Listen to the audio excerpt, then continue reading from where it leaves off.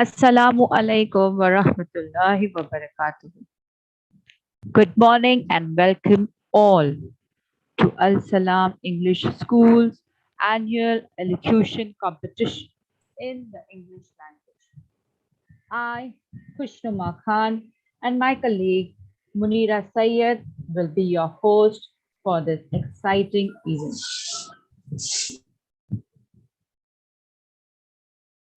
I'm proud to announce the judges of this year's competition, who will bring their depth of experience and expertise to the table. Ms. Zokia Ansari is the headmistress of one of the most renowned educational institutions, Niaz National School and Junior College. She's gained the experience and wisdom of working in the field for 10 years. With degrees in science and education, she's also completed learning the tafsir of Quran from Jeddah in Saudi Arabia.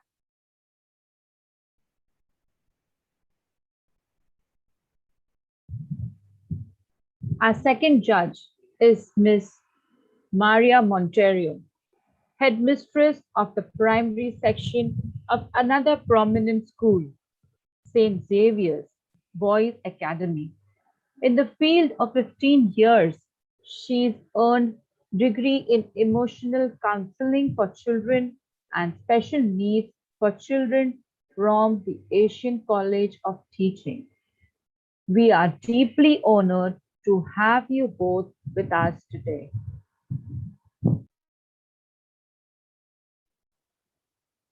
Thank you, dear. Thank you so much.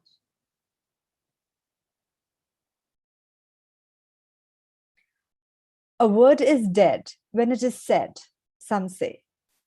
I say it just begins to live that day. American poet Emily Dickinson. Words are singularly the most powerful force available to humanity. You can change a life, inspire your nation, make this world a beautiful place. Your mouth can spit venom, or it can mend a broken soul. The power of words also comes into play every time we define our reality. The words we use in our minds repeatedly to describe ourselves are some of the most powerful forces in our lives. Here's what inventor Thomas Edison said when asked about his failed attempts. I have not failed. I have just found 10,000 ways that won't work. Words have power. Words are power. Words can be your power. We have with us a remarkable group of performers and speakers to enchant and delight you today. They'll take you on a journey you'll never forget.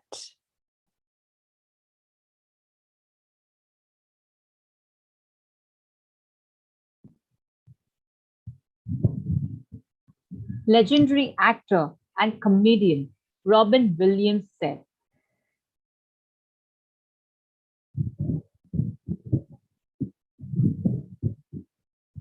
"We don't read and write poetry because it's cute. We read and write poetry because we are members of the human race. Poetry is an art form that has survived for thousands and thousands of years. We study it in school and we hear quotes from poems scattered throughout our life. That's what's so special about poetry. In the words of Tom Zart, here's what a good poem does. A good poem paints a picture for both your heart and brain. It doesn't need a second chance to make its meaning plain. A good poem helps us remember what the joys of life are. It makes us want to love someone till death comes knocking at our door. So let us begin with poetry recitation.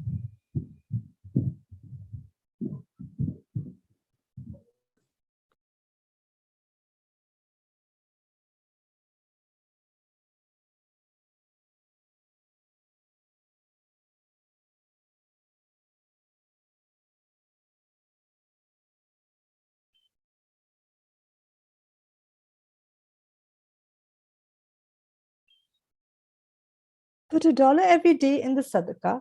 It may be small, but you do it for the barakah. I know you're saving for the polo and the nautica, a poor student, but you do it just to please Allah. Was that a poem or a rap? Rhythm and rhyme with a message. Both can be so similar. Zoya Sayed of class 6 will now recite Word, a rap in the form of a poem. Zoya Sayed of class 6.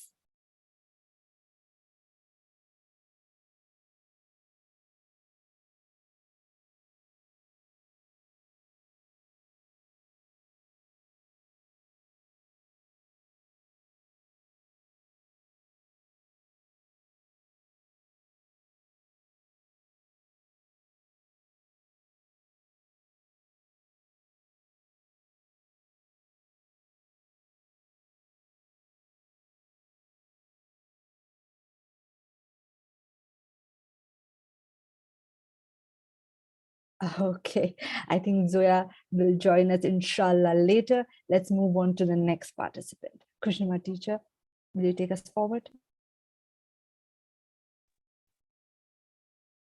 Have you ever wondered what would happen if flowers and fruits also go to school like us? What would be the scenario? Let us try to imagine this world through the poem, The Flower School, that will be recited by Afifa Khan of class 5. Afifa Khan of class 5. Yes, teacher. Assalamu alaikum warahmatullahi wabarakatuh. My name is Afifa Khan. I am from class 10. Today I am going to recite a poem. The flower school. Then strawberries crumble in the sky, and Jimmy shower come down.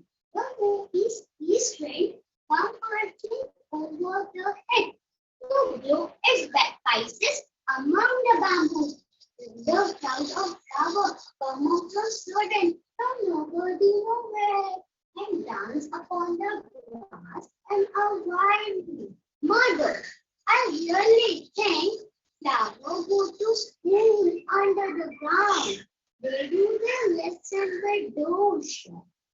And if they want to come out to play before it is time, their master make them stand in a corner. When the rains come, they have their holidays.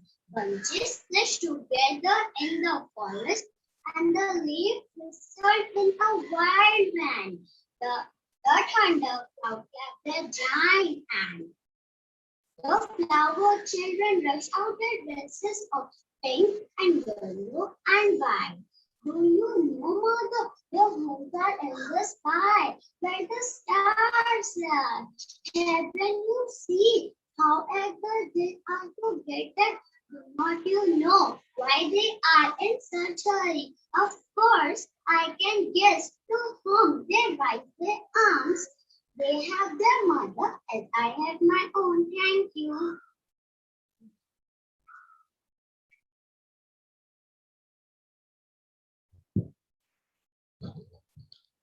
Well done, Afifa.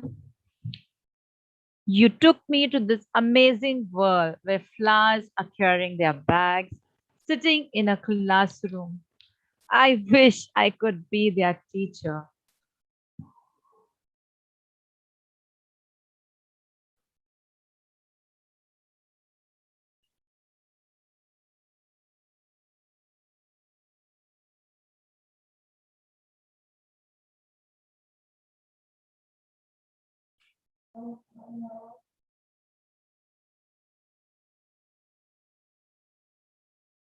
Have you ever had a friend who made you feel great, but also frustrated you?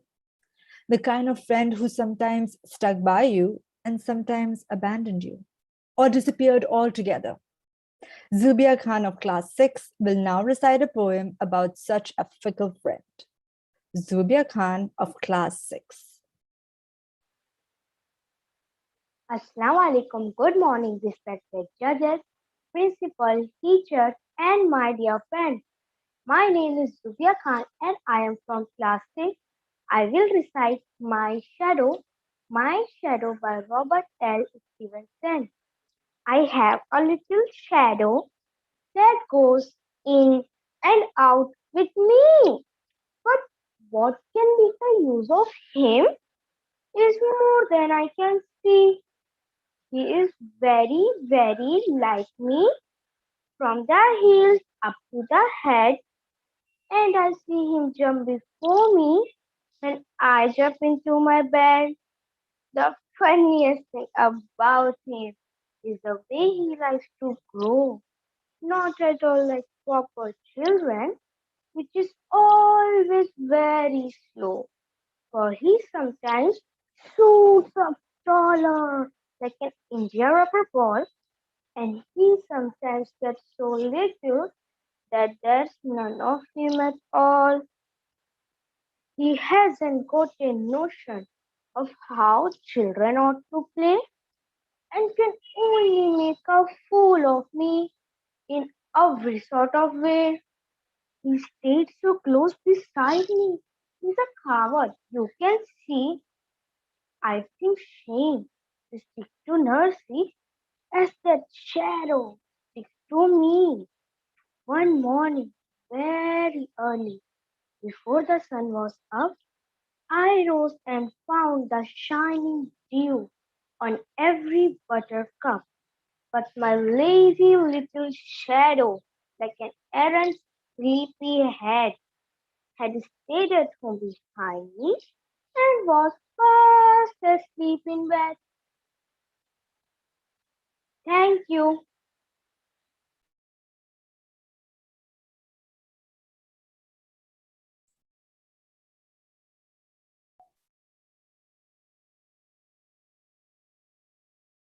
That was lovely, Zulia. Do you remember playing games with your shadow? As a child, whenever the electricity went out, I would use the flashlight to make shadow animals with my hands. That was so much fun.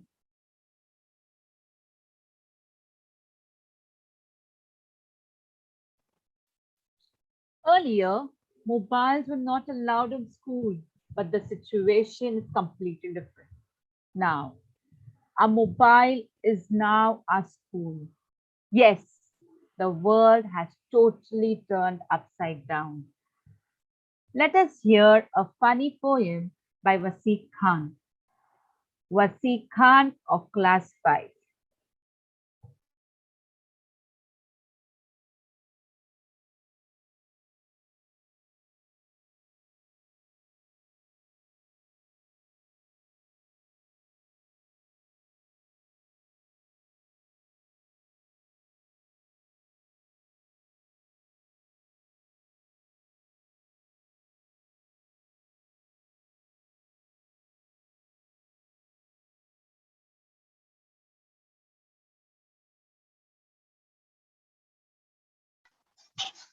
Assalamu alaikum wa rahmatullahi wa barakatuh. My name is Vasik. I am from class 5. Respected judges, principal, teacher, parents, and all my dear friends, today I am going to recite a poem, The Day When the World Turned Upside Down, by Margaret Savage. The day when the world turned upside down, when a frown became a smile became a frown, when the mice chased the cats, when the mice chased the cat chased the dogs laughed out loud at the pink and yellow frogs. When the when you go to bed in the daytime and you got up at night, when the mice chased the cat and the cat chased the dog, when you went to bed in the daytime and you got up at night, you see the cat caught the school bus and birds took flight.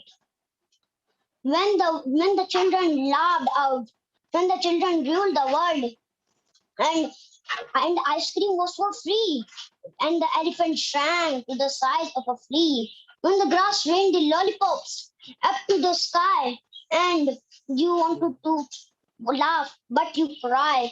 When the magic beans were real and giants were small, and you eat the legs of spiders, you would creep up the wall. These will happen when the world turned upside down and you went to bed with a smile, not for a frown. Thank you, Jazakallah khair.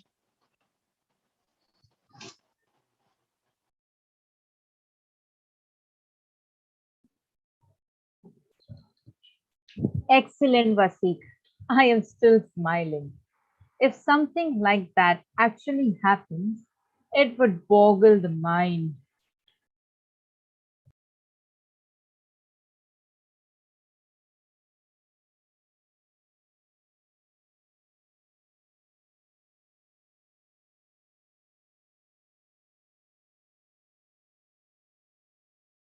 Life is a journey with ups and downs and difficult choices. The next poem highlights those times in our lives when we are at a crossroads and a decision has to be made. Anam Khan of class 5 will recite The Road Not Taken. Anam Khan of class 5. Assalamu alaikum. My name is Khan and I'm from class 5. I am going to recite The Road Not Taken by Robert Frost. Two roads diverged in a yellow wood, and sorry, I could not travel both. And being one traveler, long I stood and looked down one as far as I could to where it went in the undergrowth, then took the other as just as fair, and having perhaps the better claim, because it was grassy and wanted wear. Though I thought that passing there had warned them really about the same, and both that morning equally late, will leave no step at toad and black. Oh, I kept the first for another day, yet knowing how well it turned away, I doubted if I should ever come back. I shall be telling with a sigh. Summer ages and ages hence, two roads diverged now, and I took the one less traveled by, and that has made all the difference. Thank you.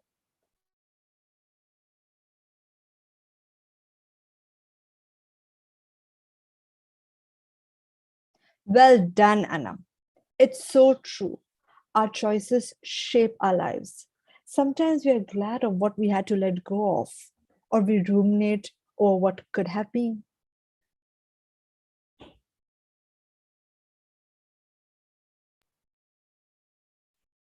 Just few days back, as I was walking through a garden, I saw the beautiful flowers dancing in the breeze. At that moment, I remembered the poem Daffodils written by William Wordsworth, which was the product of his visualization. Khadija Pathan of class 5 will now recite Daffodils. Khadija Pathan of class 5.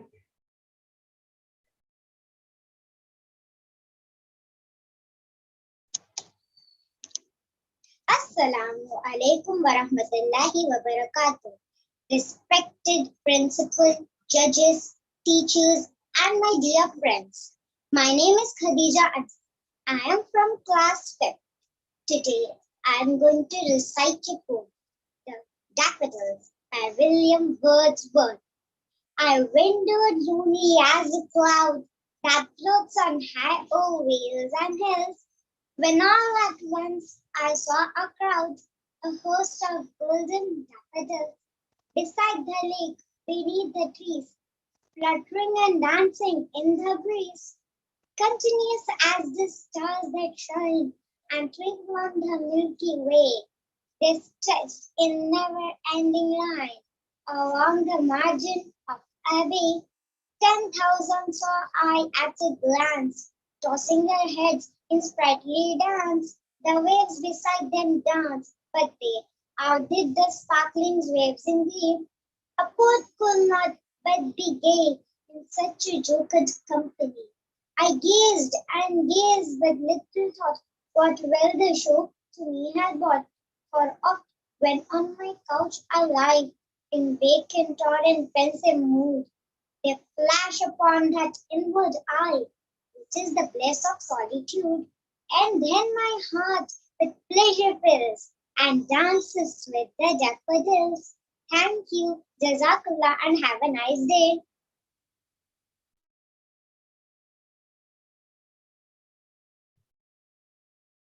Excellent, Khadija. This poem drew us close to nature, the greatest gift of mankind. One who is close to nature and enjoys its company never feels lonely or depressed.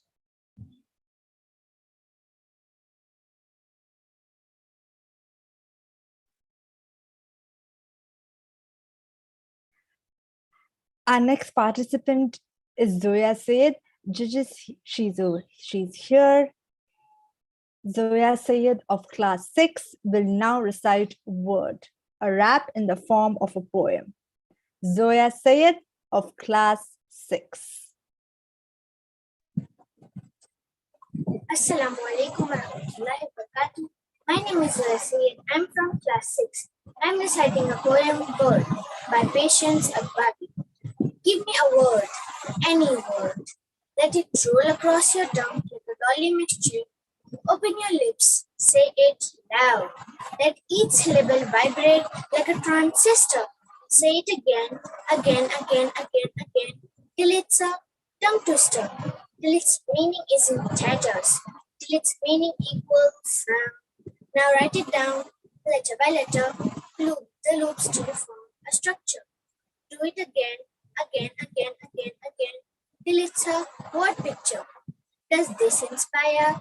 Is your consciousness on fire? Then let me take you higher. Give me a noun, give me a verb, and I'm in motion, because I'm on a mission to deliver information. So let me take you to the fifth dimension. No fee, it's free. You only gotta pay attention. So sit back, relax. Let me take you back to when you learned to walk, talk, learn coordination and communication. Mama, Dada, if you rub two words together, you get friction. Cut them in half, you get a fraction. If you join two words, you get multiplication. My school of mathematics equals verbal acrobatics. So let's make conversation. Give me a preposition. Give me an interjection. Give me inspiration.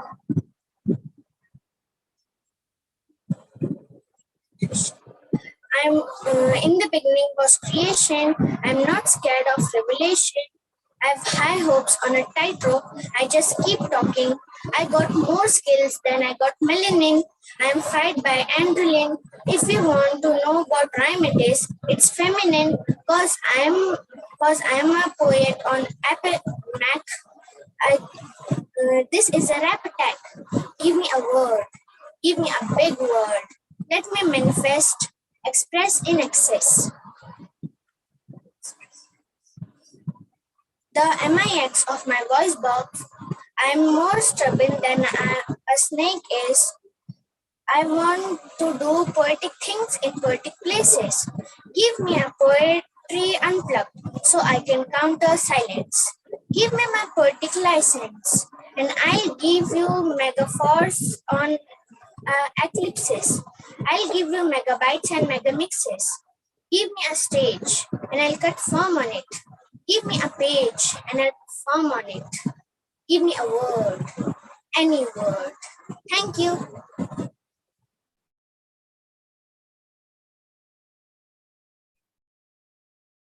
That was good, Zoya. To write a poem on your own and then recite it can be such an enjoyable experience. I wrote my first poem when I was 8 years old. I remember looking at the moon and putting into words exactly how I felt at that moment, then rushing to my mother to show it.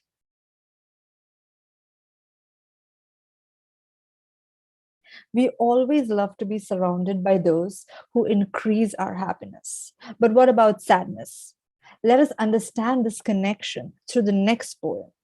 Sheba Sayed of class 5 will recite Solitude. Sheba Sayed of class 5. Yes, ma'am. Assalamu alaikum warahmatullahi wabarakatuh. My name is Sheba Sayed and I am from class 5. Today I'm going to recite a poem. My poem name is Solitude by Ella Wheeler. Laugh, and the world laughs with you. Weep, and you weep alone. So sad old earth was more its mirth, The sad old earth must borrow its work, but has trouble enough of its own. Sing, and the hills will answer. Sigh, it is lost on the air. The echoes bound to a joyful sound. The echoes bound to a joyful sound, but shrink from voicing care. Rejoice, and men will seek you. Peace, and they turn and go. They want full measure of all your pleasure. They want full measure of all your pleasure, but they don't need your will. Be glad, and your friends are many. Be sad, and you lose them all. There are none to decline your naked mind, but alone you must drink life's gall. Peace, and your halls are crowded fast, and the world goes by. Succeed and give, and it help your life.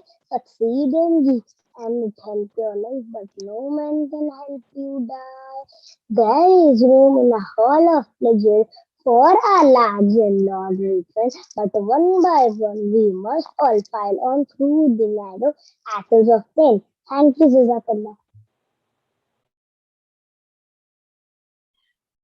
Well done, Shiva. As Ella Wilcox said, everyone undergoes pain. Everyone has to face death one day, but in solitude.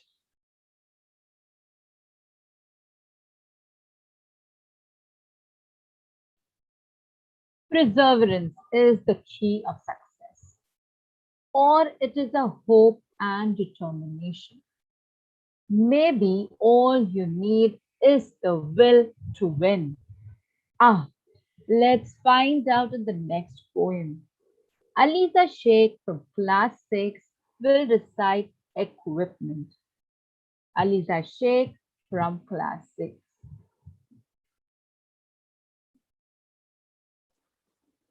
Assalamu alaikum. Good morning, respected judges, principal, teachers, and my dear friends. My name is Aliza from class 6. Today I will recite Equipment. Equipment by Edgar Guest. Figure it out for yourself, my lad. You've all that the greatest of man have had. 2 arms, 2 hands, 2 legs, 2 eyes, and a brain to use if you would be wise. With your equipment, they all began. So start for the top and say, I can. Look them over. The wise and great, they take their food from a common plate, and similar knives and forks they use. With similar laces they tie their shoes. The world considered them brave and smart, but you've all they had when they made their start. You can triumph and come to skill. You can be great if only you will. You're well equipped for what fight you choose. You have legs, arms, and a brain to use. Began the man who has risen great deeds to do. Began his life with no more than you. You are the handicap you must face. You are the one who must choose your place. You must say where you want to go, how much you will study the truth to know. God has equipped you for life, but He lets you decide what you want to be. Courage must come from soul within. The man must furnish the will to win. So figure it out for yourself, my lad. You were born with all that great have had.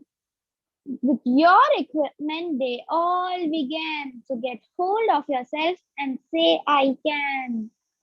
Thank you.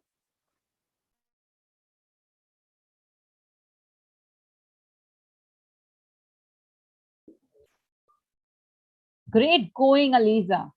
Wasn't that inspiring? With the equipment you already have, here are a few tips to achieve success. Be creative, be consistently good, and use rejection as motivation.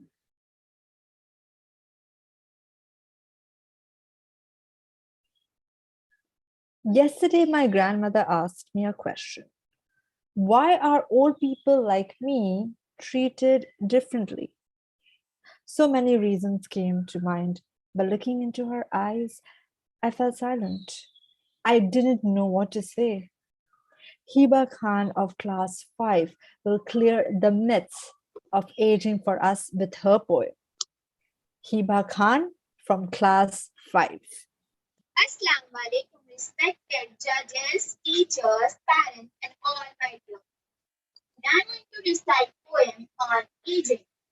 On aging, when you see me sitting quietly like a snap on a shelf, one thing I need your children. I'm listening to myself. Hold, stop, don't pity me. Hold, stop, your sympathy, understand. If you got it, otherwise I will do without it. When my bones are stiff and aching, and my foot would crying instead, I will touch one finger. Don't ring me, no rocking chair. When you see me walking, stumbling, don't study and get it wrong. Cause tired don't mean and every goodbye in one. I'm the same person I was back then. A little less hair, a little less teeth, a lot less lungs, and much less weight.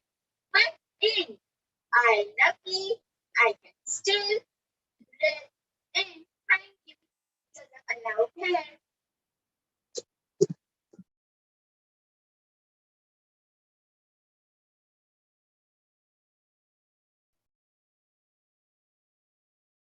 Well done, Hiba. This poem calls on the younger generation to treat their seniors with understanding and respect. Getting old doesn't mean that we should pity them. They are the same person. It's just their body is transforming and trying to keep up with time.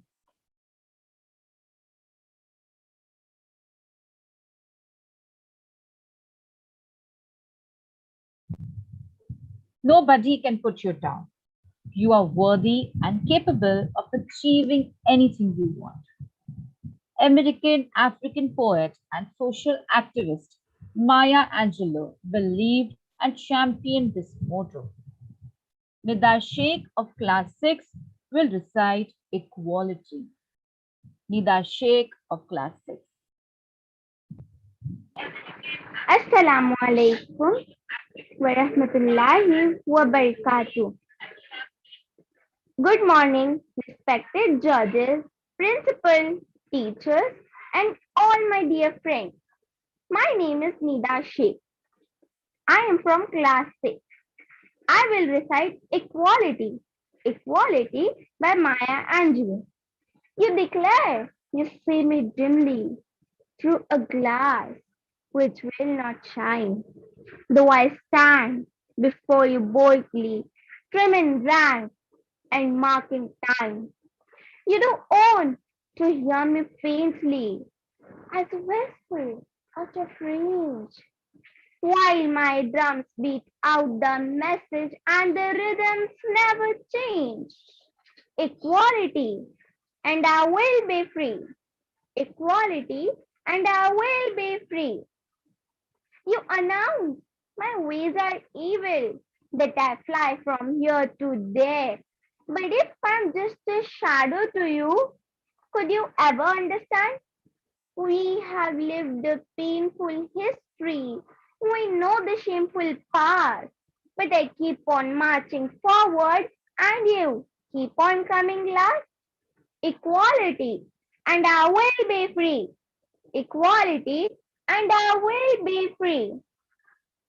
Take the blinders from your vision. Take the padding from your ears and confess you've heard me crying and admit you've seen my tears. Hear the tempest so compelling. Hear the blood throb in my veins. Yes, my drums are beating nightly and the rhythms never change. Equality, and I will be free. Equality, and I will be free. Thank you.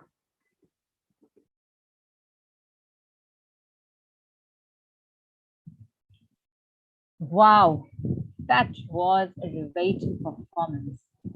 It reminded me of the tremendous struggle of by our great freedom fighters and all activists and revolutionaries for causes such as freedom, equality, and equal rights.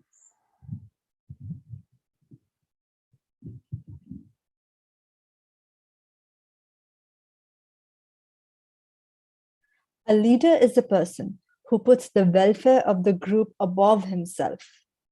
It's the same thing with fathers, the rock of the family, the one you can come to with all your problems. How would you describe your love for your father? The next poem looks at being a father through the eyes of a child. Hiba Khan of class 6 will recite My Father's Hands. Hiba Khan of class 6.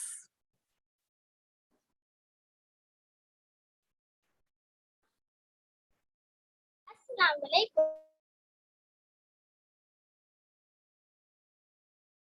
my dear friends. I am Hiba Khan from class 6. I will recite Father's Hands. Father's Hands by Paul Cookson. Father's hands, large like frying pans, broad as shovel blades, strong as weathered spades. Father's hands, finger ends ingrained with dirt, permanently stained from work, ignoring pain and scorning hurt. I once saw him walk boldly up to a swan that had landed in next door's rice and wouldn't move. The police were there because swans are a protected species, but didn't do anything. But my dad walked up to it, picked it, carried it away. No problem. Those messy wings that can break a man's bones were held tight by my father's hand. And I was proud of him that day. Really proud. Father's hands, tough as leather on old boots, firmly grasping metal shoes, pulling thistles by their roots. Father's hands, gripping like an iron vice, never numb in snow and ice. Nails and screws are pulled and prized. He once found a kestrel with a broken wing and kept it in our garage until it was better. He'd feed it by hand with scraps of meat or dead mice, and you could see where its beak and talons had taken bits of skin from its finger ends. It never seemed to hurt him at all. He just smiled as he let it claw and pick. Father's hands, lifting bales of hay and straw, calloused, hardened, rough, and raw. Building, planting, painting more. Father's hands, large like frying pans, broad as shovel blades, strong as weathered spades. And still, my hands will fit inside my father's hands. Thank you.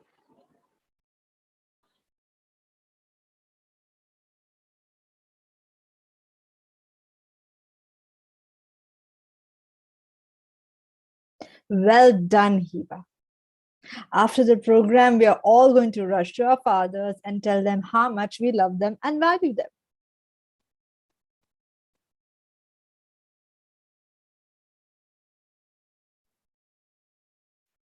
Many poets have written about the influence of a loved one. They have shared in rhyme and meter how inspiring personalities have guided them.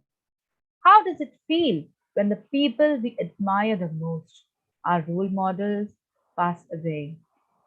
Maya Angelou conveys that message in her poem when great trees fall, recited by Sidra Pathan of class 6. Sidra Pathan of class 6. Assalamu alaikum wa rahmatullahi wa barakatuh. Good morning, respected judges, principal, teachers, and my dear friends. My name is Sidra Pathan and I am from class 6. I will recite When Great Trees Fall. When Great Trees Fall by Maya Angelou. When great trees fall, rocks on distant hills shudder, lions hunker down in tall grasses, and even elephants lumber after safety. When great trees fall in forests, small things recoil into silence, their senses eroded beyond fear. When great souls die, the air around us becomes light, rare, sterile. We breathe briefly, our eyes briefly see with a hurtful clarity. Our memory suddenly sharpens, examines, gnaws on kind words unsaid, promised work never taken. Great souls die, and our reality, bound to them, takes leave of us. Our souls, dependent upon their nurture, now shrink. Why isn't our minds formed and informed by their radiance fall away? We are not so much maddened as reduced to the ignorance of dark, cold caves. And when great souls die, after a period, peace blooms, slowly and always irregularly. Spaces filled with a kind of soothing electric vibration. Our senses restored, never to be the same, whisper to us. They existed, they existed. We can be and be better, for they existed. Thank you. Have a nice day.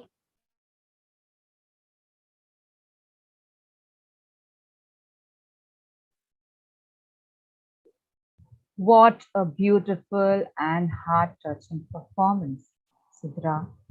Maya Angelou compares the death of great people to the falling of trees, that even in death, they create such a strong impact. Their memories of their influence both sadden and revive us. And that was a large performance for poetry recitation. Weren't they all marvelous? I do not envy the judges right now. They have some incredibly tough decisions to make.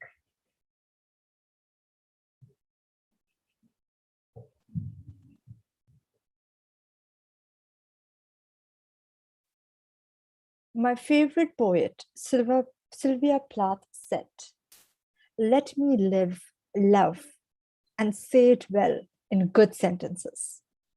If you can speak well, you can influence. If you can influence, you can change lives. There are three things to aim at in public speaking. First, to get into your subject, then to get your subject into yourself, and lastly, to get your subject into the heart of your audience. Our speakers will skillfully mesmerize you with their speeches.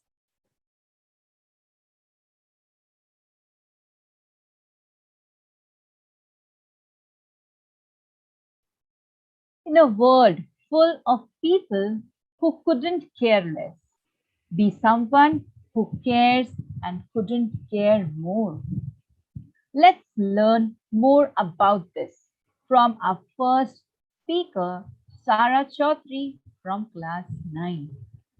Sara Chaudhary from class 9.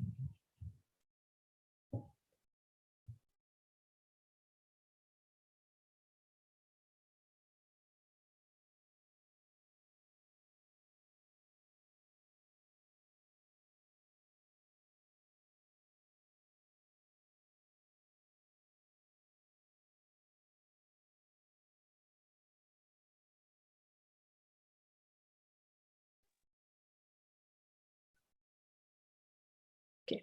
It seems as if Sara, inshallah, will join us later. So let's go to the next speaker.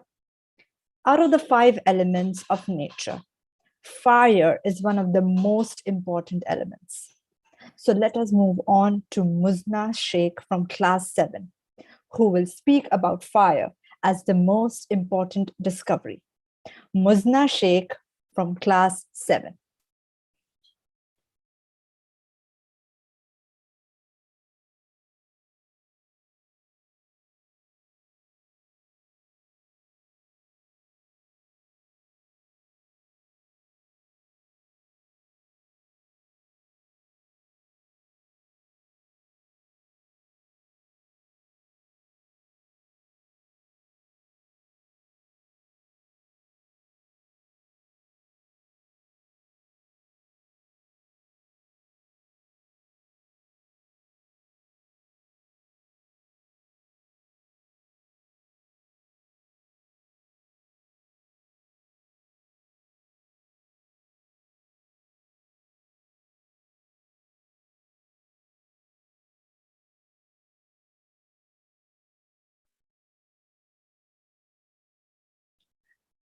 I think Muzna also will inshallah join us later. Krishna teacher, let's continue with the next speaker.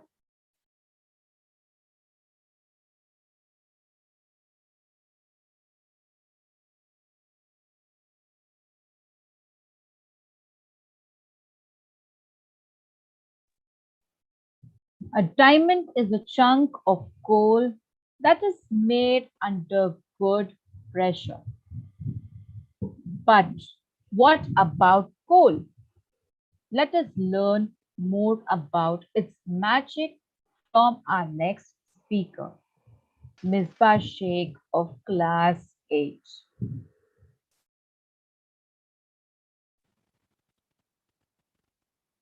Isaac Asimov said it best. The most exciting phrase to hear in science, the one that heralds new discoveries, is not eureka. But that's funny. Throughout the history of science, many major discoveries came accidentally.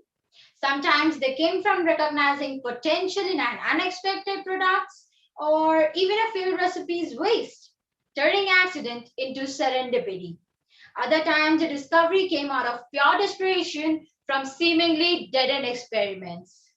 The entire modern chemical industry can be attributed to accidental discoveries that started with, well, garbage. Assalamu alaikum. My name is Ms. Mushtaq Sheikh from Al Salam English School, Class 8. Today, I'm going to speak on discovery that changed the world. In the 19th century, there was a new kind of waste floating around, coal tar. This was a stinky, sticky, awful muck left over from turning coal into gaslight. Before they figured out they could pave road with the stuff, it was pretty much useless. Then the head of London's Royal College of Chemistry had an idea. August Wilhelm von Hofmann noticed that some of the stuff in coal tar was similar to the stuff in known medicines. If he got the chemistry right, he thought, the world would have cheap and easy cure for diseases. So, in 1856, he assigned 18-year-old William Perkin to Team Coal Tar. Perkin's job was to try to turn the gunk into a quinine. Quinine was used to treat malaria, but the drug has to be extracted from tree barks. That was pretty much time consuming and really annoying. Perkin knew that coal tar and quinine has similar chemical formulas. So he figured out take some of the stuff in coal tar that's similar to quinine and some other stuff that looks like a little bit of quinine. Then remove the useless byproducts and voila, right? Yeah, not so much.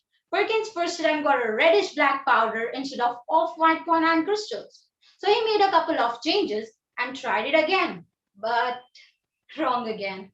Instead of off-white, he got an even blacker powder. Oh well, wash it out with a little alcohol and start over, right? But wait, when he added the alcohol, the black powder produced a breathtaking purple. Perkin was inspired. He somehow figured out that this purple stuff could dye silk. Well, Perkin just saw dollar signs. At that time, purple dyed fabrics were made using exotic crust nails, so only the very wealthy could afford to wear purple. Forget crust nails, Perkin just made a purple dye out of garbage. Perkin called this stuff mauve after a French flower because, trashy purple didn't sound appealing. Dreaming of broad profit margins, Perkin did what many entrepreneurs did. He quit and started perhaps the first artificial dye factory. Within few years, mauve had two influential fashion fans, Queen Victoria and Napoleon III's wife, Empress Eugenia. A fashion craze called mauve measles erupted suddenly. The middle class could afford a color beyond dab, brown, off-white, or gray. On Perkins' lead, chemical factories sprang up downstairs having nature for treasure, and this led to even more profitable accidents. In 1878, Constantine Fallberg brought his gunky coal tar work home with him. By not washing his hands, at dinner one night he found his bread incredibly sweet. Fallberg and his lab mates realized that the source was a super sweet substance derived from coal tar residue they called saccharin. In late 1930s, Roy Plunkett at DuPont was working with refrigerant named fluorinated hydrocarbon, which DuPont marketed as Teflon. Teflon was awesome. It coated metals for no stick surface, and also Teflon didn't conduct electricity. So it was great wire coating. This led father and son team Bill and Bob Gore to work with Teflon to make computer cables. Coal tar is widely used to manufacture paints, perfumes, dyes, fabrics, photographic materials, drugs, and explosives. It can be utilized to make insecticides and pesticides. Naphthalene balls that are commonly used to keep moths away are made from coal tar. Coal tar is an ingredient of anti-dandruff shampoos, soaps, and ornaments. So much of what we enjoy in the modern world came accidentally. Be it a fashion craze causing mauve, sweeteners, Teflon, or Gore-Tex. The chemists behind the stuff were smart enough to recognize that they accidentally discovered something special. In the process, these moments became so much more than the happy accidents. It became a discovery that changed the world. Thank you.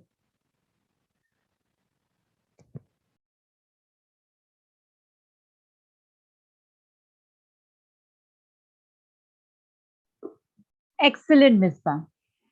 Oh my goodness. I never knew that garbage has led to one of the greatest discoveries.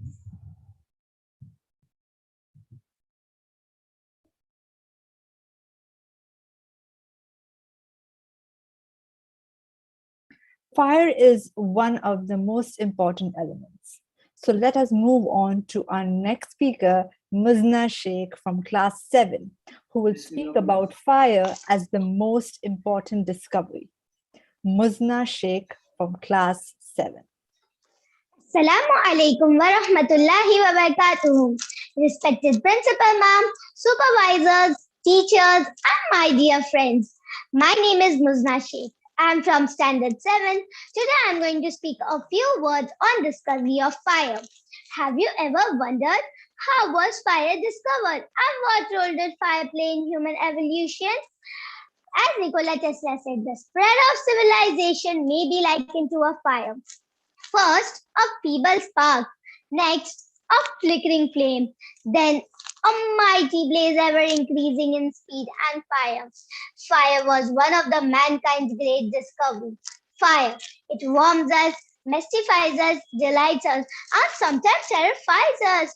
Fire played a major role in changing how food was obtained and consumed by the practice of cooking. It is found in each and every household, irrespective of caste or class.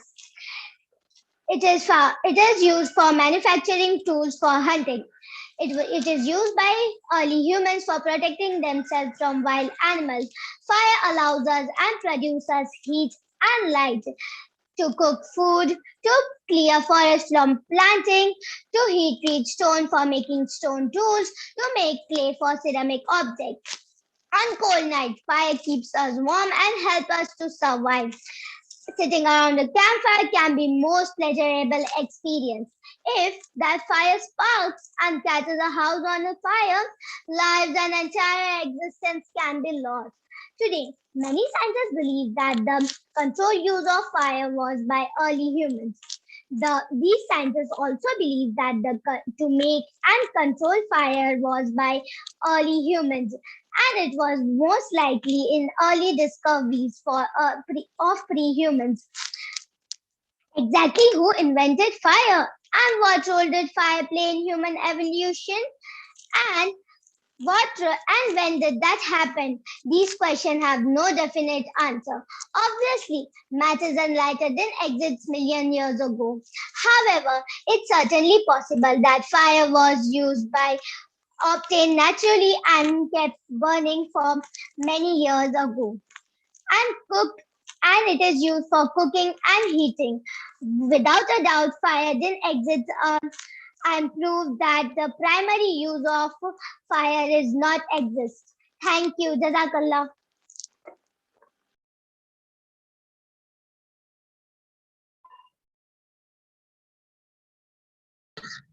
Well done, Muzna. Fire, a discovery now used in each and every household. A basic necessity of food cannot be imagined without fire. The power to destroy and also the power to create. We have with us now available Afifa Khan of class 5 who will recite her poem. Afifa Khan of class 5. Assalamu alaikum wa rahmatullahi wa barakatuh. My name is Afifa Khan. I am from class 5th. Today I am going to recite a poem for Sara School. It is written by Rabindranath Tagore. When storm clouds rumble in the sky and June shower come down, the east wind come marching over the head to blow its spices among the bamboo. Then the crowd of flowers come out from certain, from nowhere to nowhere, and dance upon the grass and a wild way. Mother, I really think flowers go to school under the ground. They do their lesson in the bush. And if they want to come out to play before it is time, their master makes them stand in a corner. Then the rains come, they have their holidays. Bunches flush together in the pots, and the leaves recite in a wild way. The thundercloud clap the giant hand. The flower children dress out their dresses of pink and yellow and white. Do you know, Mother? We're here in the sky, where the stars are. Heaven you see. However, to get there, do not you know why they are in such a hurry? Of course, I can guess to whom they write their hands. They have their mother, and I have my own. Thank you.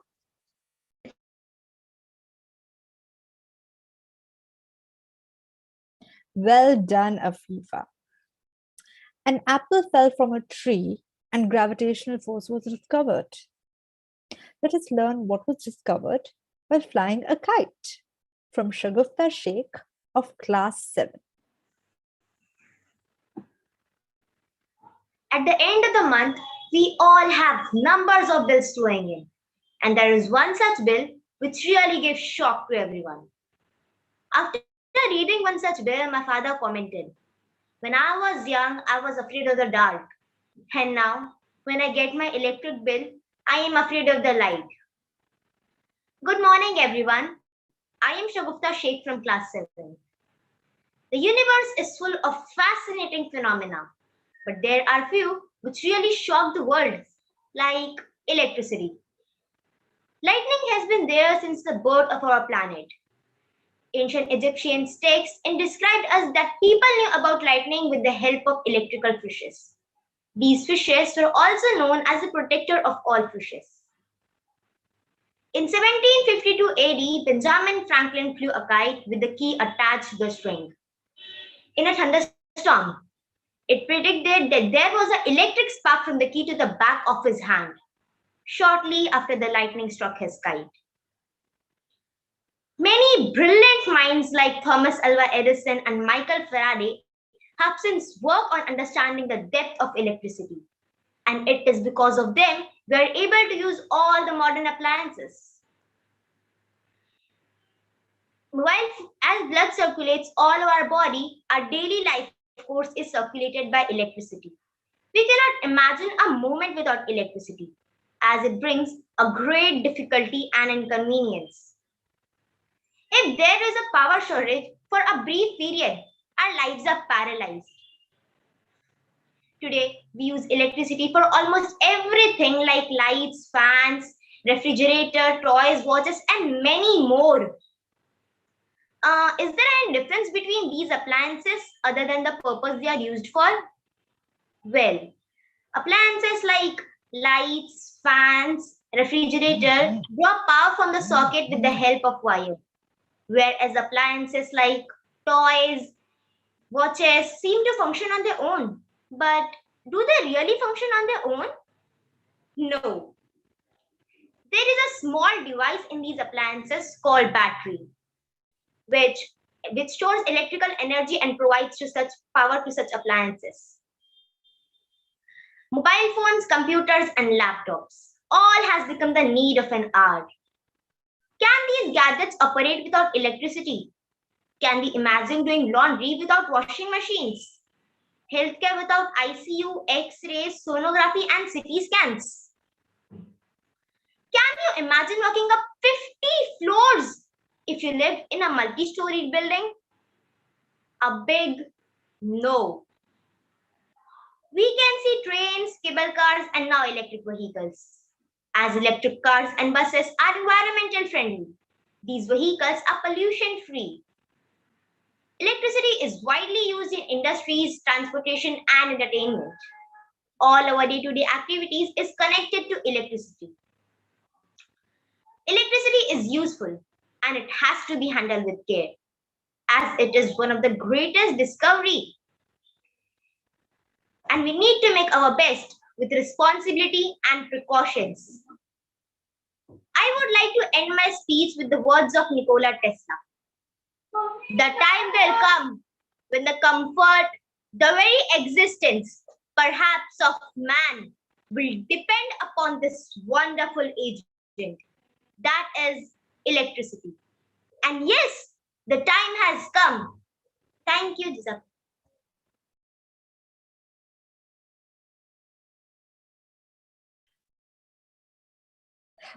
Good job, Shagufta. I hope everyone enjoyed this journey of electricity from kites to electric batteries.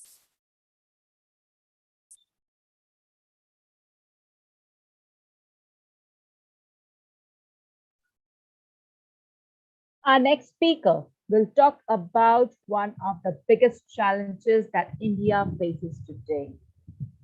An issue that affects a large section of the population and leads to an ever-growing list of problems.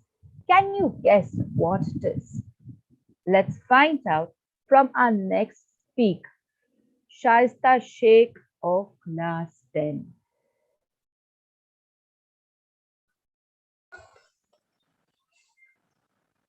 We all remember when we were children sitting in a car, looking outside the window, watching the horizon. I remember when I was 10, driving down the road with a car full of food. I was gazing out of the window at a girl the same age as me, with torn and worn out clothes, outside a shoe shop. Her feet cut and scarred, begging for a change. I can never forget that girl. A mirror image of myself living in a parallel reality. the shoe shop turning into speck as I drove past. Someone else would have helped, right? Who knows? Assalamu alaikum wa rahmatullahi wa barakatuh. Good morning, respected judges, principal, teachers, and my friends. I am Shaista Sheikh of class 10, and the one change I would like to see is the end of poverty. According to UNICEF, 22,000 children die every day due to poverty. 2/3 of India's population live in poverty. Poverty is linked with substandard housing or homelessness, inadequate nutrition and food insecurity, inadequate childcare, lack of access to healthcare, unsafe neighborhood, and under-resourced schools. Poverty is also associated with a host of health risks, and it includes hypertension, cancer, infant mortality, mental illness, lead poisoning, and asthma. Lack of sanitation and water facilities leads to deterioration of health, and eventually the person dies in early death. According to Nobel Prize winner and South African leader Nelson Mandela, poverty is not natural, it's man-made. There are various causes of poverty, such as lack of education, lack of employment, underutilization of resources, political instability, national debts, discrimination, and social inequality. The job seeker is increasing in number at a higher rate than the expansion in employment opportunities. A person who is not employed is unable to earn enough to fulfill his basic needs. Lack of education compels a person to take on a less paying job, and it makes him poor. The social setup is still backward and is not conducive to make faster development. Laws of inheritance, caste system, harmful traditions and customs are putting hindrance in the way of faster development and have aggravated the problem of poverty. The continuous and steep price rise has added to miseries of the poor. It has benefited few people in the society, and people in the lower income group find it difficult to meet their minimum needs. The government of India has taken several measures to help, constructing dams and canals for better water facilities, promoting industrialization and creating more job opportunities, providing free education for children up to 14 years of age, scholarships, and subsidized housing. You and I know, both know, it's not enough. 22,000 children die every day in the world due to poverty. How many die every hour, every minute? You do the math. But what can I do to help? You ask. We all hold the tools to sculpt the future. We all hold the brushes to help these people on the tapestry known as time. We all hold the future in our hands. I know not everyone is able to give money, but it's not just money that they need. It's education. It's a home, a future.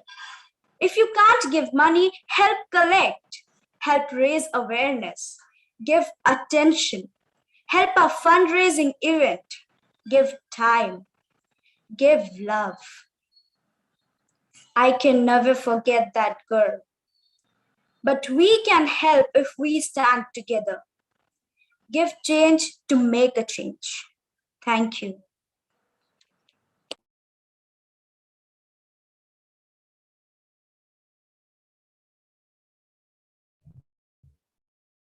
Well done, Shaista. What an important message for all of us. There are a number of NGOs in India to help the underprivileged. Samman Foundation, My Foundation, Goonj, Child Rights, and you. There's even one next to our school that provides free meals to those who in need. Students, all you have to do is take the step to help.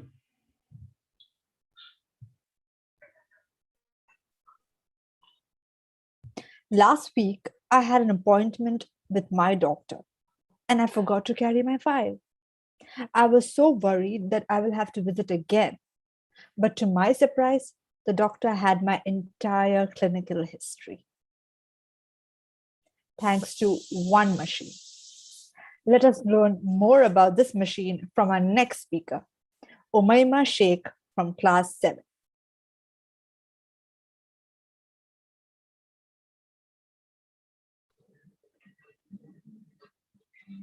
Assalamu alaikum wa rahmatullahi wa barakatuh. Respected judges, principal, teachers, and all my dear friends, a wonderful morning to all of you. Today, we all have gathered here to speak regarding the greatest invention or discovery that changed the world. I am Sheikh Umaima from class 7, and I would like to speak few words on computers. Nowadays, computer can be found everywhere. And at some point or another, you have probably wondered who made them. It was a device designed by Charles Babbage between 1871 and 1883. Before Babbage came along, computer was a person who literally sat around whole day and adding, subtracting numbers and entering the results in books. In 1819, Babbage visited the City of Light and viewed an unpublished manuscripts with page after page of tables. He wondered if there was a way to produce such tables faster with less manpower and fewer mistakes. Babbage returned to England and decided to build just such a machine. Then he turned his whole attention to a grander idea, a new type of mechanical computer. I am with the motion that computers are good in education. What is education? It is wholesome development of children's mind and body. I feel and firmly believe that computer is an intelligent tool for the development. Needless to say, how computer has become an important part of our everyday life. Can we imagine our life without it? I am sure your answer will be no. But scenario is different now. All the documents are stored in computers and we can get any information just by the fingertip. Offices, schools, banks, governmental organization and non-governmental organization all are incomplete without it. The medical field uses computer to diagnose diseases and to keep records of the patients. Whether it's scientific research, social research, or space research, computers have helped in all of them. Computers have contributed the most important sector of a country, that is defense. Computers have earned the great importance in the field of education also. Record of the student can be easily stored and can get accessed anytime. Teachers are using it to make PowerPoint presentations, to keep record of the assessments of the students, and many more things. Even the results are not handwritten, they are digital. Now it is possible to imagine without computer in our life. As Roman Ralph Augustine said, one of the most feared expression the modern time is the computer is down. Thank you. Jazakallah khairan.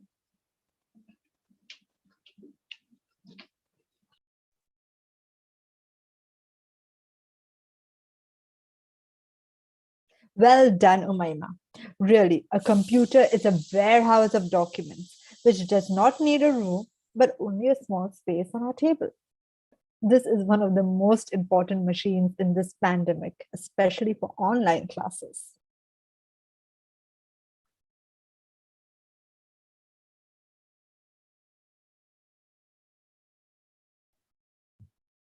The most common phrase used nowadays in online classes.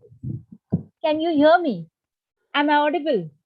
Poor internet connection, weak network.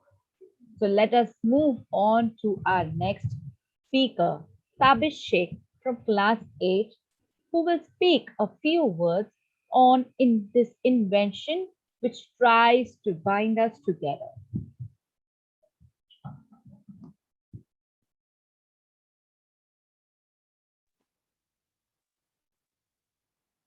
Last night, my father said, I have heard that internet addiction has now become an official mental disorder and you may go for a rehab for it.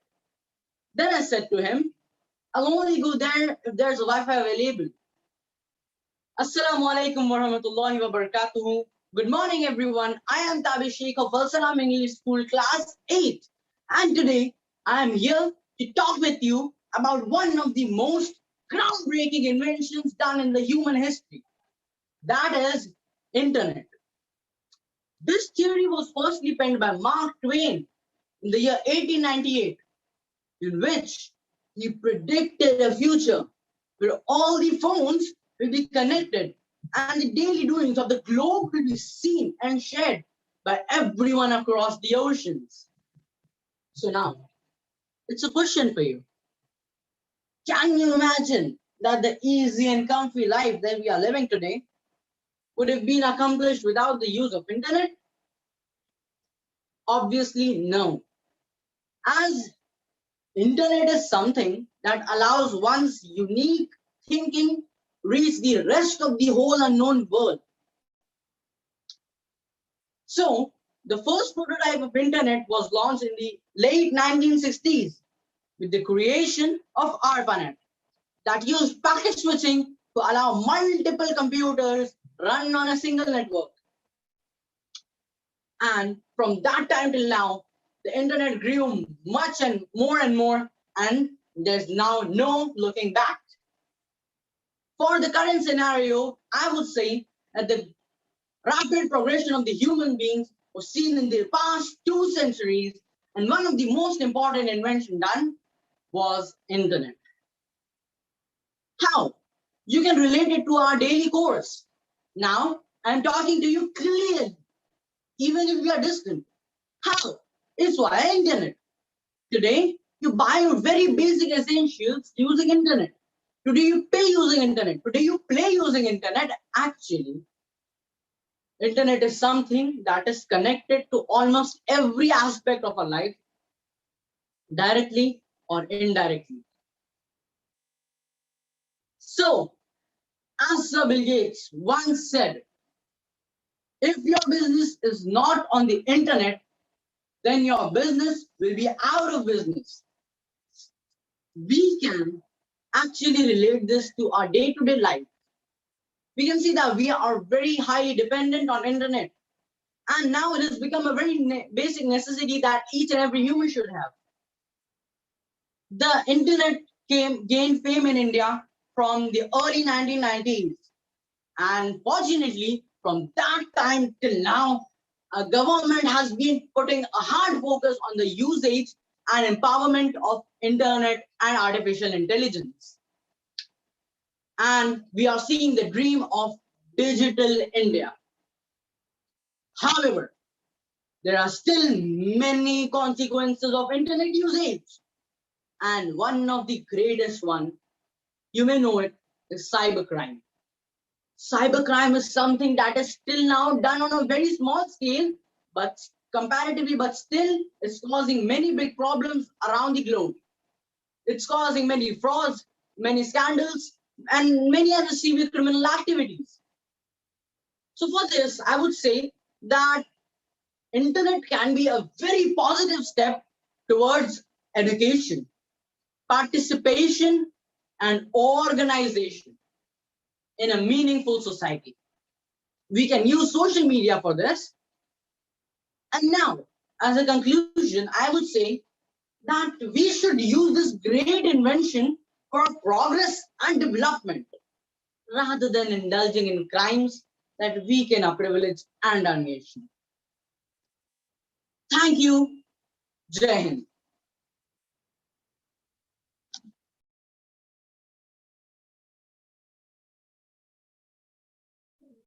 Well done, Tabish. Oh my God, I can't believe that Mark Twain had predicted about this invention which brings us together no matter where we live.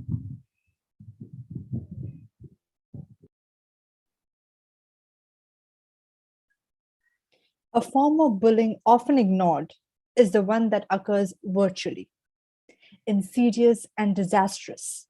Till today, we are trying to come up with new ways to control and eradicate it. That's what our next speaker will talk to you about. Mizan Malik of class 10.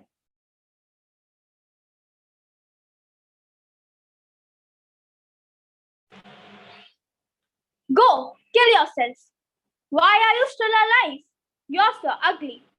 Swati Chandra's best friend created a fake social media account in her name to send insulting messages to her friends. Manoj Patil attempted suicide because of the repeated hurtful online messages. Assalamu alaikum. Good morning, respected judges, teachers, parents, and all my dear friends. I am Mizan Malik from class 10. If I could change one thing, it would be an end to cyberbullying. There is a lack of awareness about this problem, a problem most commonly faced by teenagers. So, what is cyberbullying? Bullying with the use of digital technologies. It can take place on social media, messaging, or gaming platforms. A repeated behavior aimed at scaring, angering, or shaming to those who are targeted.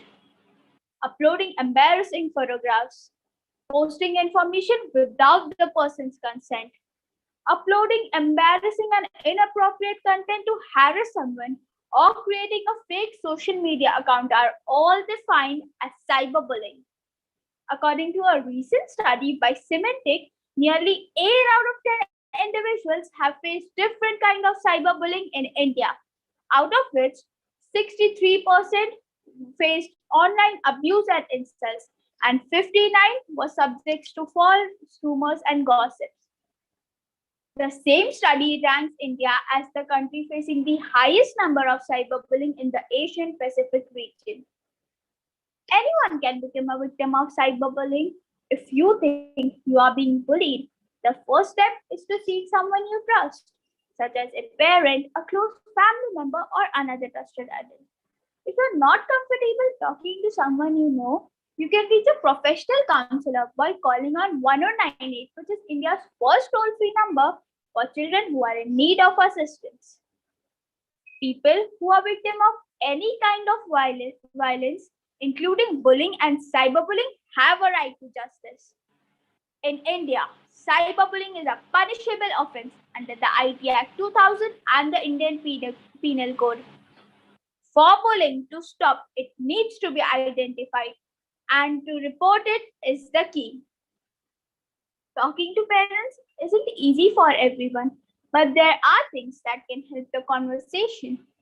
Choose a time when you have their full attention. And remember, they might not be as familiar to technology as you are. Help them understand what's happening. They might not have an instant solution, but they will help you get one. And remember, they will help you. They will support you because they love you. Every individual can take an initiative to help. If you see this happening to someone you know, offer support, be kind to them. Remember, your friend may be feeling fragile. Listen to what they have to say. Help them think through what they might say and to whom. And most importantly, remind them that you are there for them and you are there to help.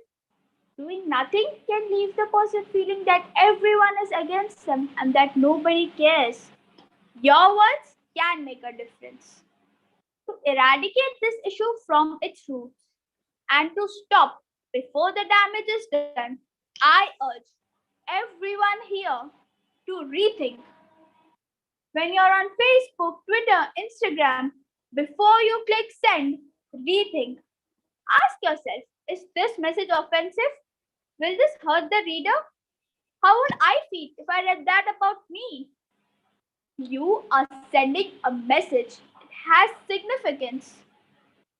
Choose to rethink, to stop before the damage is done. Rethink before you send. Thank you.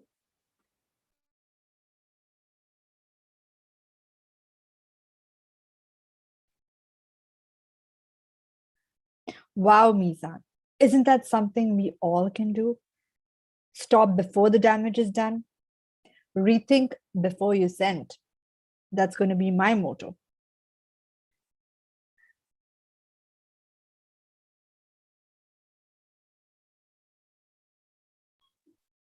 Immanuel Kant said, "We can judge the heart of a man by his treatment of animals." To all those who don't have pets, to those who are afraid and grossed out by animals, our next speaker is going to change your mind. Mehwish Khan of class 9. Mehwish Khan of class 9.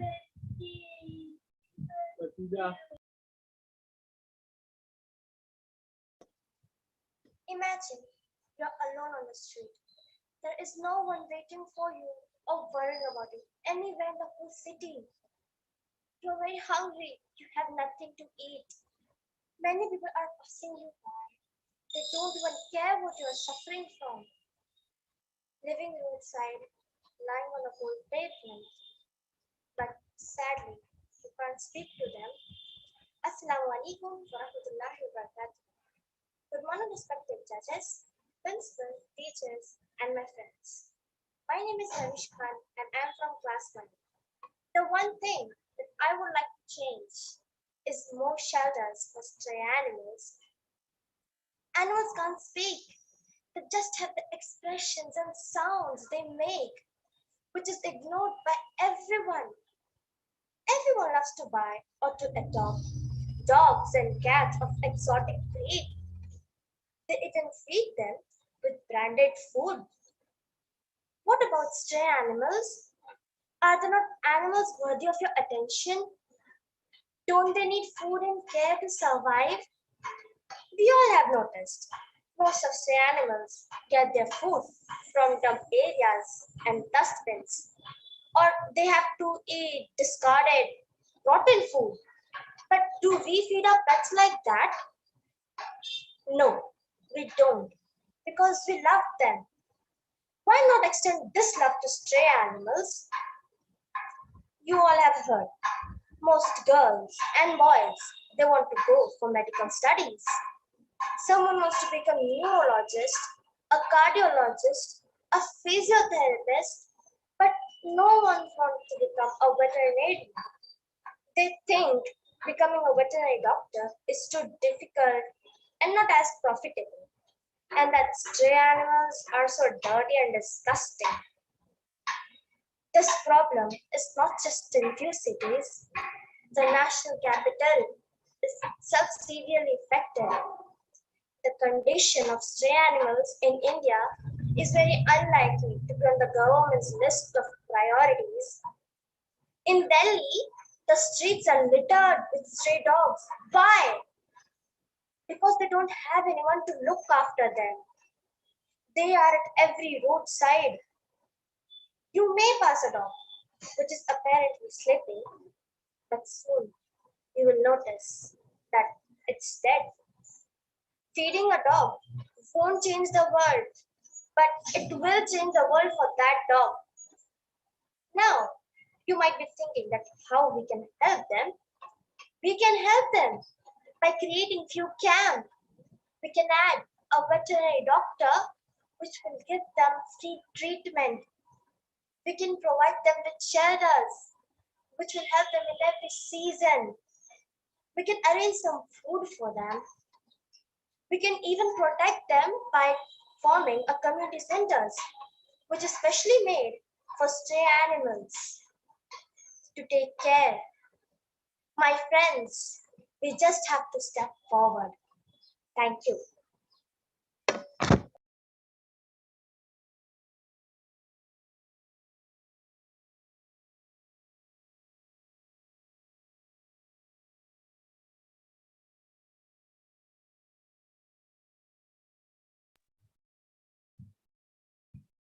What a heartwarming speech. Save our strays. Bombay for Prevention of Cruelty to Animals. Animal Angels Foundation. Welfare of Stray Dogs. are some of the organizations in Mumbai that are dedicated to the welfare of stray animals. Future animal lovers, look out and help out.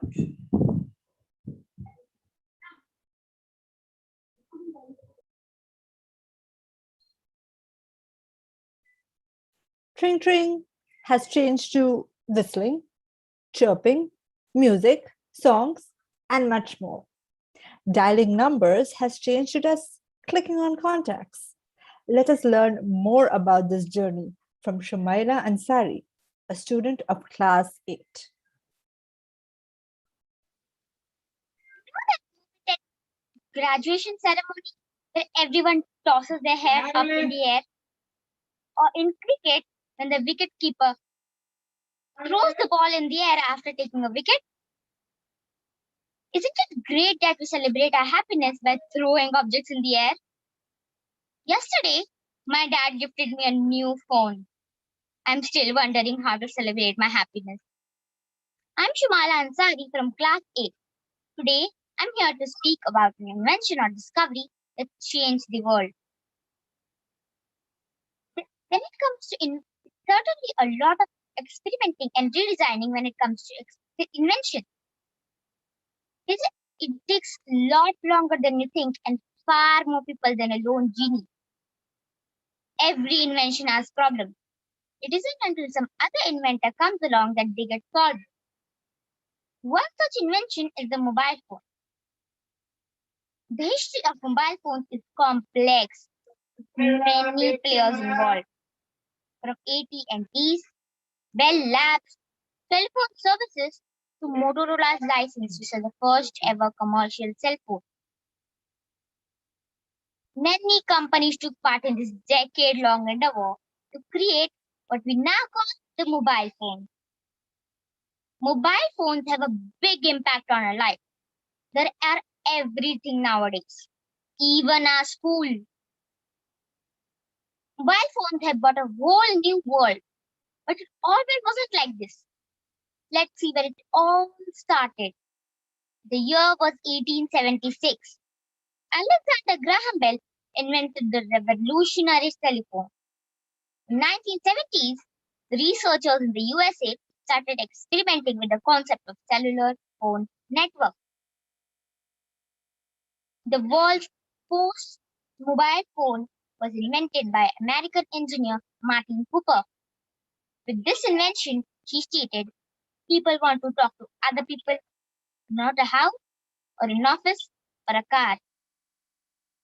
Given the freedom, people will demand to communicate wherever they are, unflattered by the infamous copper wire. In 1992, the IBM unveiled the very first smartphone. It was not very compact or sleek, but it was equipped with a screen and the ability to send fax and email. The smartphone was now connected with 3G data. It is which made video conferencing, sending large emails and SMSs possible.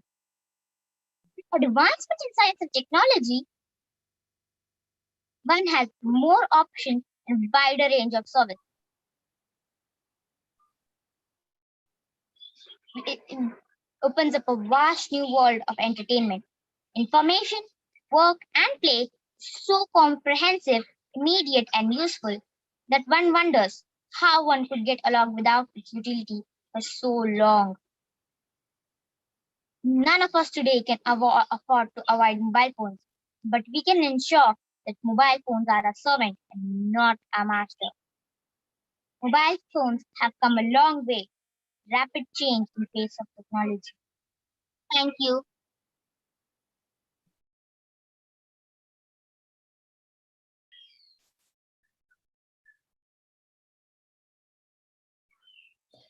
Well done, Shumala. Really, this invention has deleted the concept of loneliness. With mobile phones in our hand, we are never alone.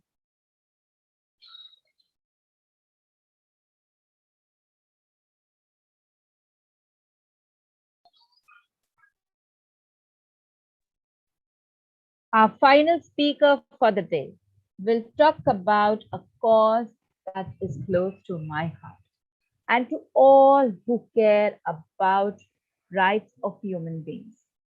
Without further ado, I call Saima Khan of Class 9. There are many changes that this world needs.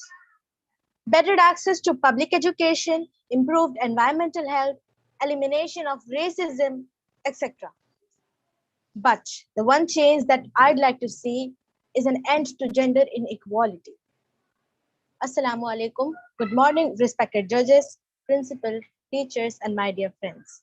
My name is Saima Khan, and I'm from class 9. There are 130 million girls in the world who are not in school.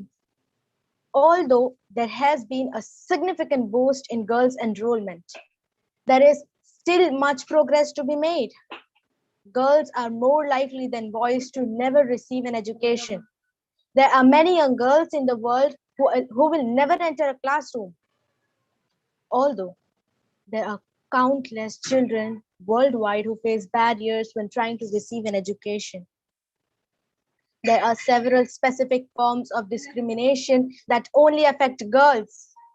These include forced marriage at a young age, gender-based violence in school settings, and certain cultural norms that restrict girls' access to education. I have seen in villages that girls are married before the age of 18. The impact of marriage at such a young age is life-altering. They are not mentally or physically ready for it.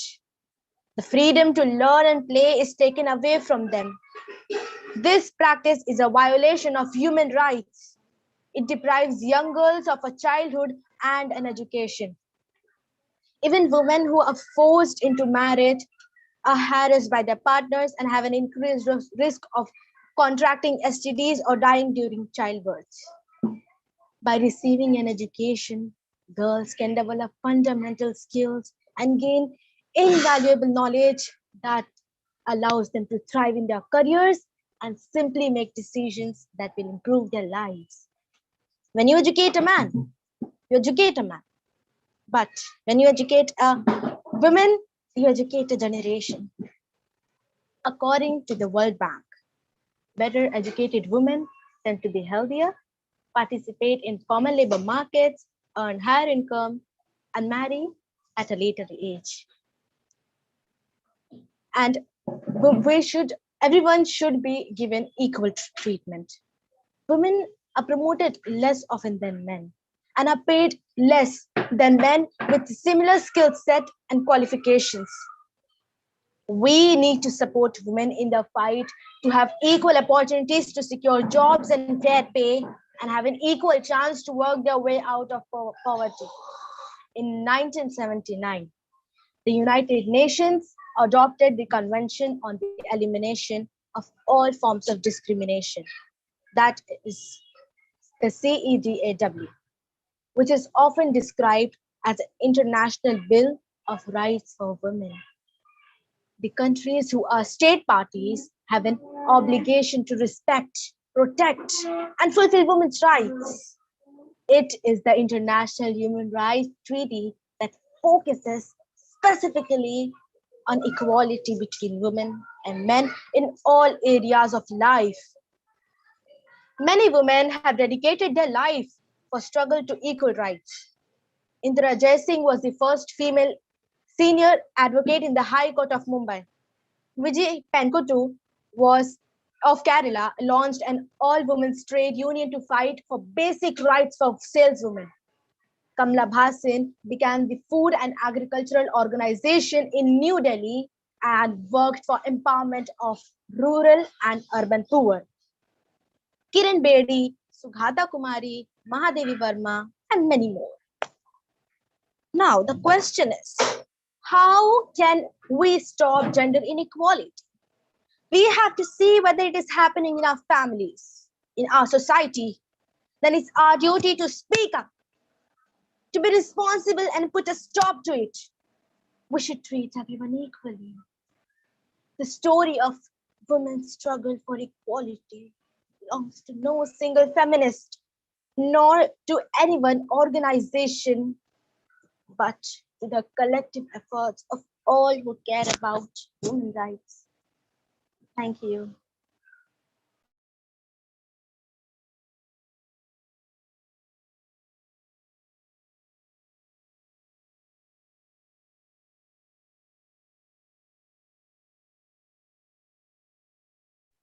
Excellent, Saima. An age-old struggle, but we are here today, and we are ready and committed to see the change.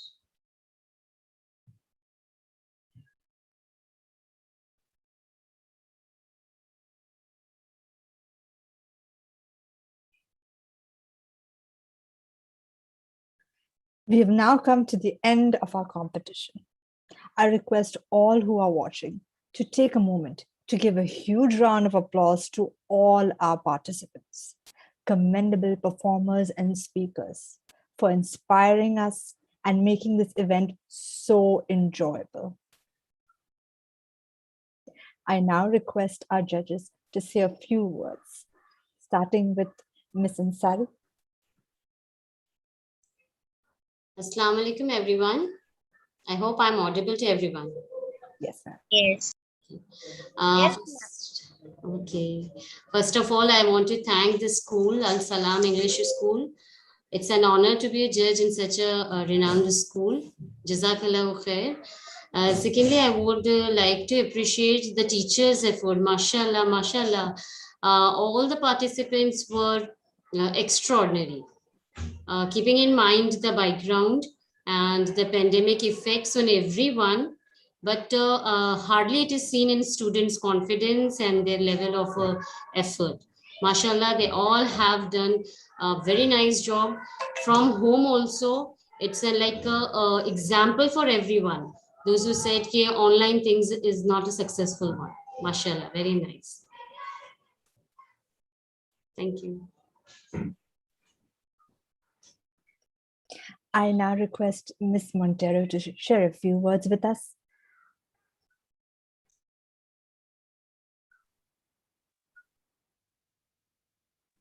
Good morning, one and all, and thank you for first of all asking me to be a judge on this show. Just something that I thought about when you said elocution or speaking, public speaking, or on topics that were really touching. Something that I understood, or rather what we understand, is English elocution or public speaking. It is basically an emotion that we feel put into thoughts, and our thoughts follow into words. And that's exactly what you young children have done today. You have put in great effort, each one of you. All may never be winners according to what society tells us, but yes, indeed, each one of you are a winner on your own. Don't let marks or grades or anything decide what you do in life. Like each of these poets have put down their thoughts, not knowing whether it would lead them to become famous, but they have. So with that, I would say that each one of you have done your very best, and may all your work shine bright later. Kudos to the teachers who have done their best in preparing these children for this. Thank you and have a nice day.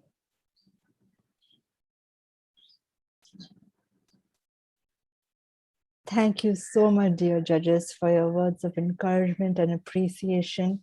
Alhamdulillah, we are so glad that you could join.